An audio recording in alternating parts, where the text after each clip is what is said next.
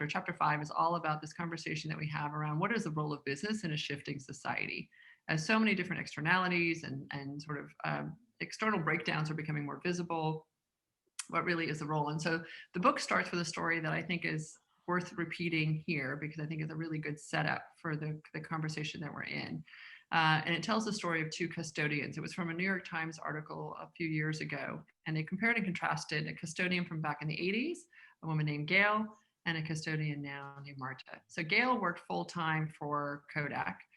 She started as a janitor, but because she was full-time employed, she had benefits. And she had, time off. I mean, she had sick leave, and she had vacation, and she also had tuition credits. And so she was able to invest in herself, and she would take comp sci classes at night. And it turns out she had a huge aptitude for it. And it was right when that, technology was becoming, comp sci was becoming a bigger part of organizations. And so they recognized Gail's aptitude, and they gave her more and more responsibilities. And eventually she rose, and I forgot exactly what her title was there, but I think it may have been like CTO of Kodak. She went on then to several other companies. And what was really interesting is I gave a talk to Mercer Global Investments in Canada 2 years ago. And it turns out that she's now their chief digital officer there. And I had no idea as I was telling this story.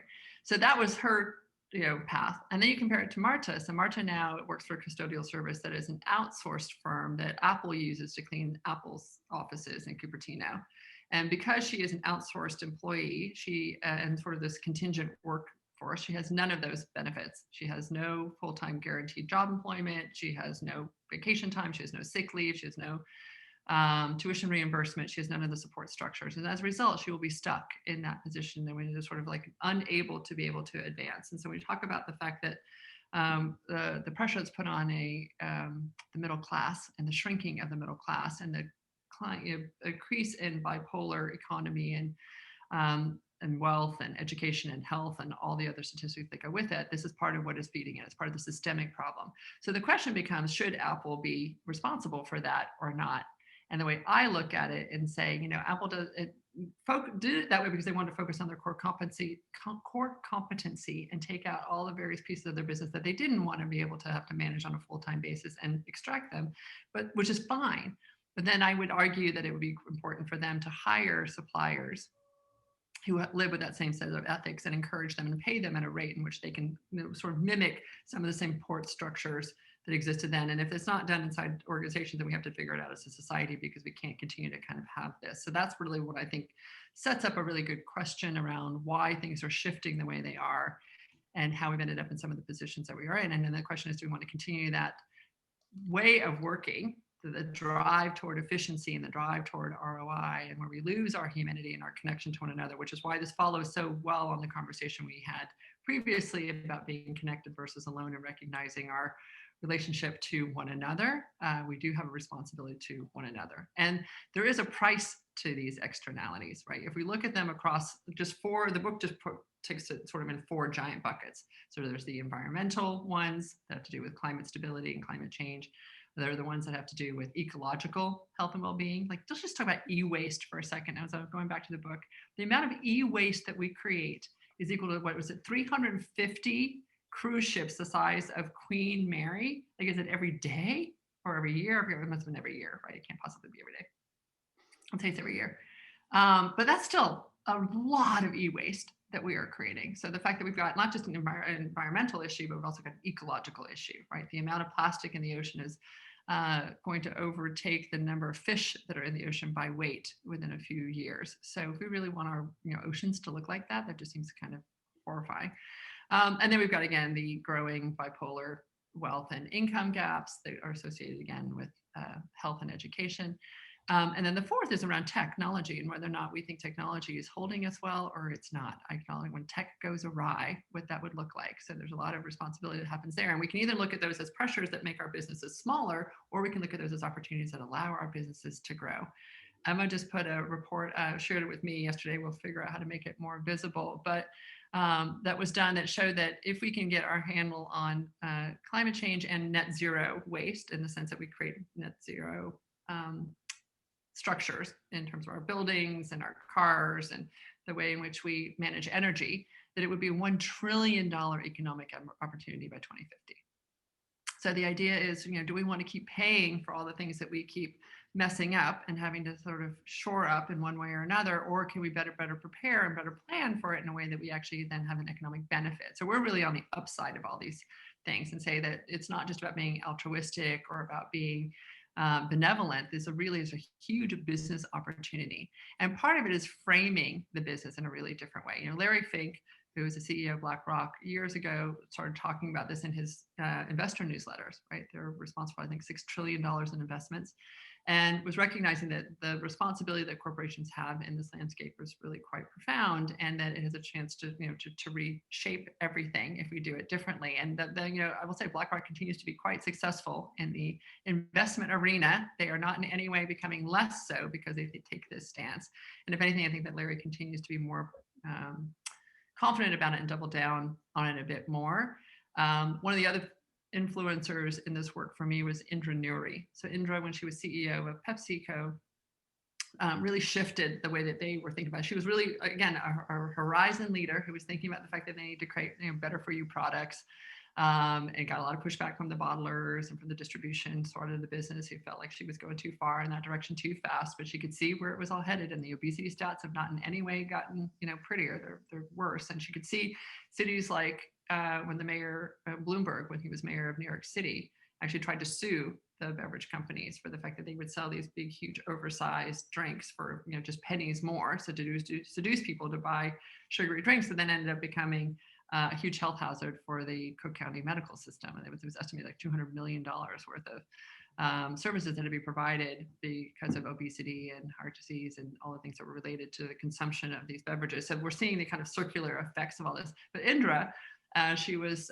shifting things in there, really tried to shift the mindset away from this idea of that we do CSR. So that we make a lot of money in a certain way, and then we figure out how to transfer some of that value over here. I call it value transfer.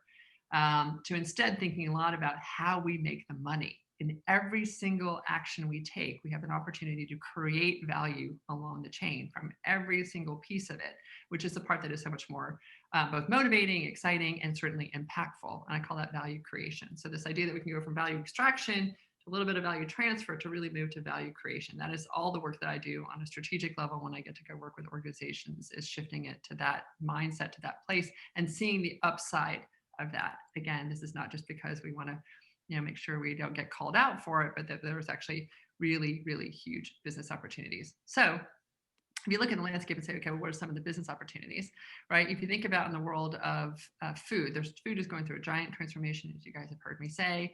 The dairies have been very unprepared for it. So as Borden goes into bankruptcy, the same year, Beyond Meat, which is a plant-based alternative to protein, files for an IPO and becomes the most successful IPO of 2019.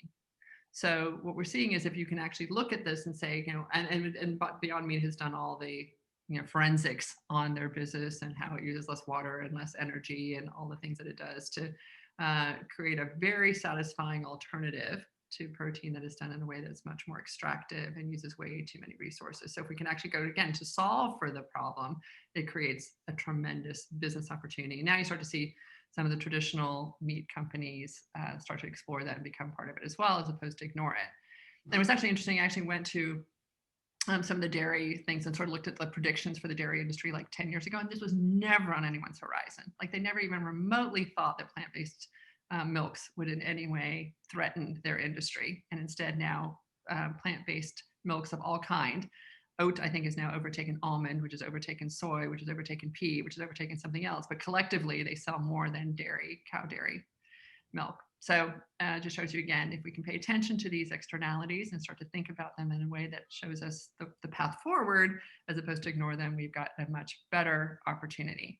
Another example that we talk a lot about in the book is circular fashion. So I'll just do a quick shout out to Eileen Fisher, who was one of the very first people as a fashion designer to recognize the waste in the industry and the fact that there was this growing sort of underground market for used clothing. And so she thought, rather than just trying to sort of let them get all the economic value, she was one of the first to bring them into her retail stores. So she created Eileen Fisher Renew, and she was actually selling gently used clothing right next to new clothing in her store, which you imagine many people thought was a disastrous business decision to have made. And instead, it turned out to be a very successful decision for her. And now cut all the way to this year, where IKEA is starting to do that now with the same thing with furniture and with spare parts for some of their furniture. So she was way ahead of the circular curve on that. But this whole conversation, again, about how we think about stewarding of resources and creating opportunities in regenerative systems becomes really the mandate, I think, for us moving forward.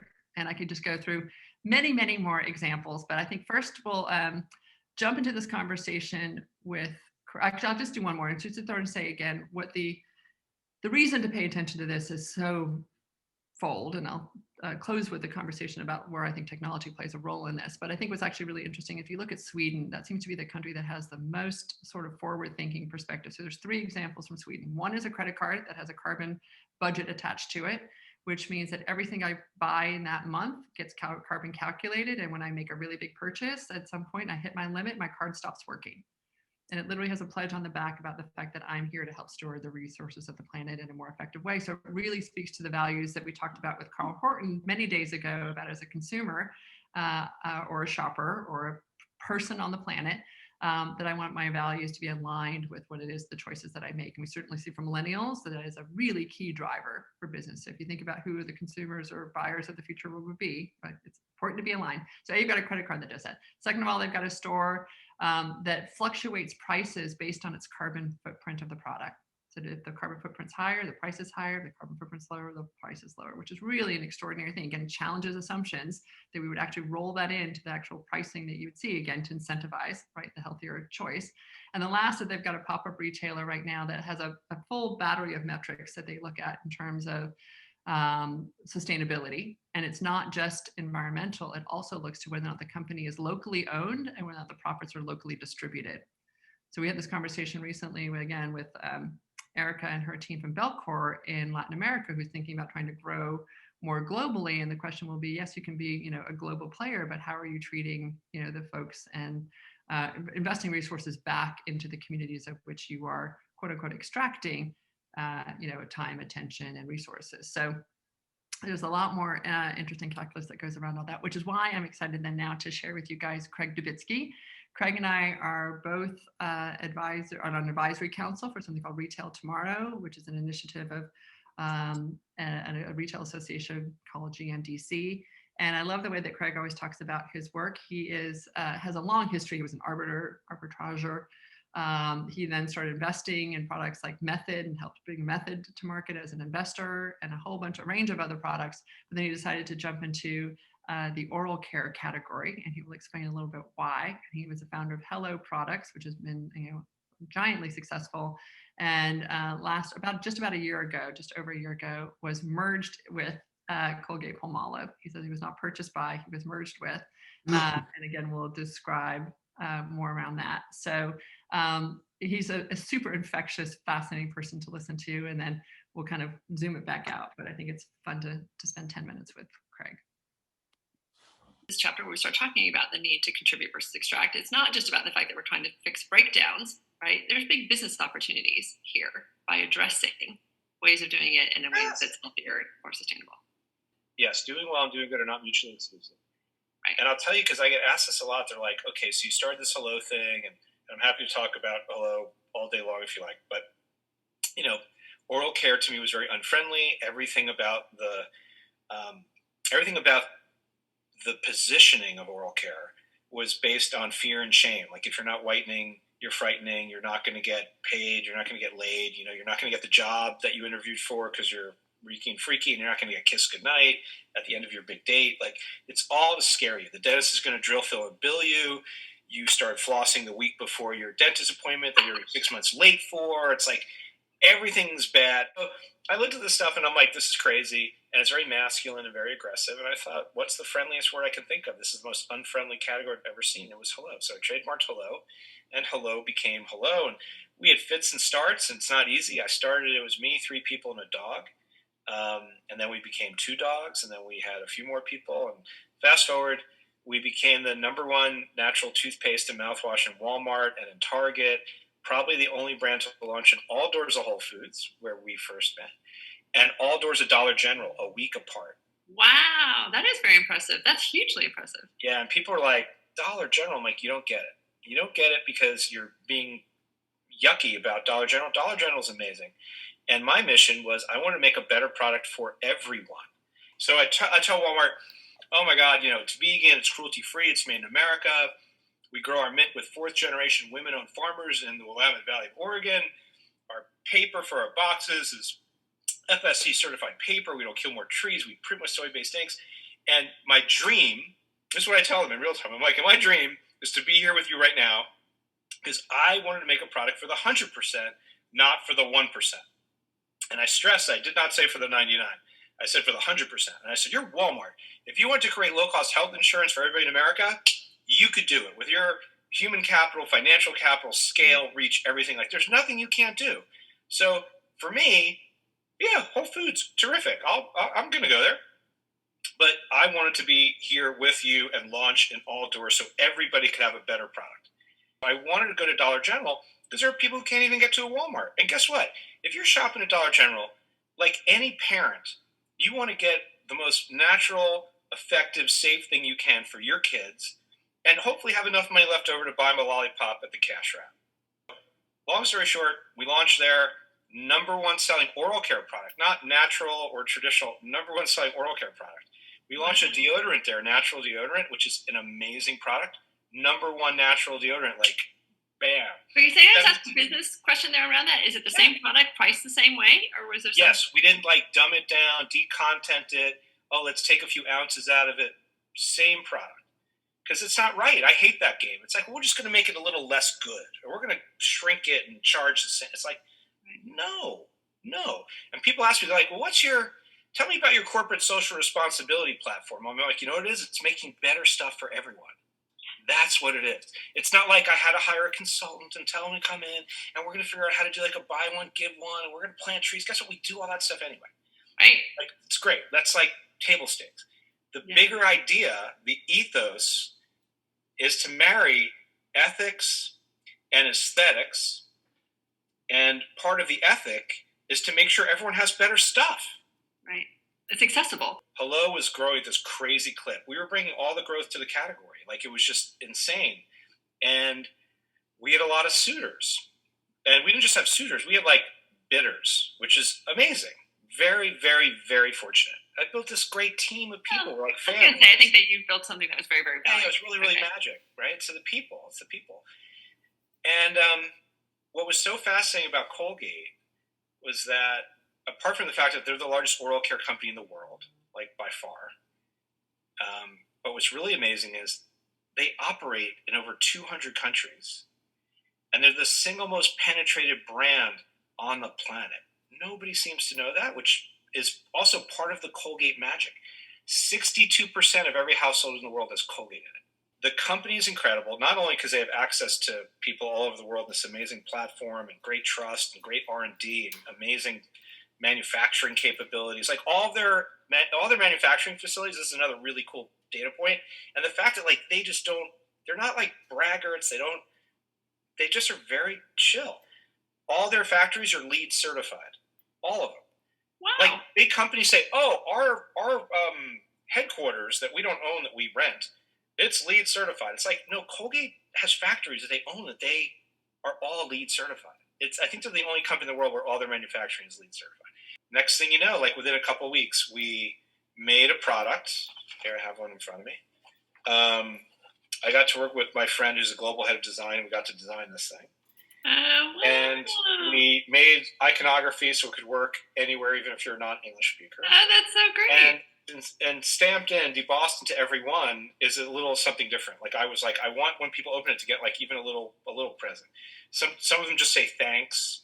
Some of them have little emojis, but they're all different. And the only thing I really didn't get was I didn't want it to say donated by Colgate-Palmolive. I wanted to say made and shared with love by Colgate-Palmolive. But I guess there were some legal rules around the definition of love, maybe. I don't know. But anyway, I'm kidding. But there was something, and they were like, no, we have to say this.